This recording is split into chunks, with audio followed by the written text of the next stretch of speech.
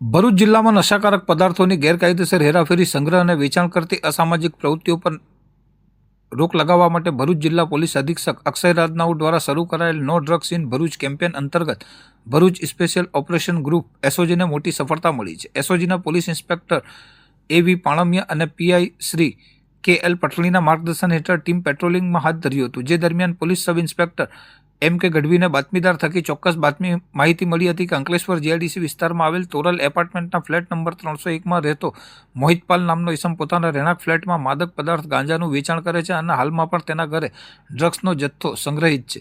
બાતમીના આધારે એસઓજીની ટીમે અંકલેશ્વર જીઆઈડીસી સ્થિત તોરલ એપાર્ટમેન્ટમાં દરોડો પાડીને ફ્લેટમાંથી મોહિતકુમાર રાજેશકુમાર પાલને રંગે હાથ ઝડપી પાડ્યો હતો. તપાસ દરમિયાન સામે આવ્યું હતું કે પકડાયેલ આરોપી આ માદક પદાર્થો વોન્ટેડ આરોપી મિથિલેશ રહેવાસી લક્ષ્મણનગર અંકલેશ્વર પાસેથી ગાંજો તથા દીપ્તેશ પટેલ રહેવાસી 500 કોટર અંકલેશ્વર પાસેથી મેફેડ્રોન એટલે કે એમડી ડ્રગ્સ વેચાણાર્થે મેળવ્યા હતા.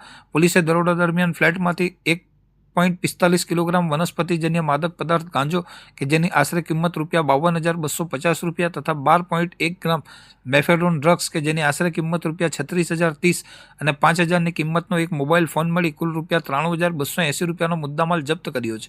આ મામલે અંકલેશ્વર જીઆઈડીસી પોલીસ સ્ટેશનમાં એનડીપીએસ એક્ટ 1985ની વિવિધ કલમો હેઠળ ગુનો રજીસ્ટર કરવામાં આવ્યો છે. પોલીસે પકડાયેલ આરોપી મોહિતકુમાર પાલની અટકાયત કરી કાયદેસરની કાર્યવાહી હાથ ધરી છે. જ્યારે ગુનામાં સંડોવાયેલ અન્ય બે વોન્ટેડ આરોપીઓ મિથિલેશ અને દીપ્તેશ પટેલને ઝડપી પાડવાના ચક્રો ગતિમાન કર્યા છે.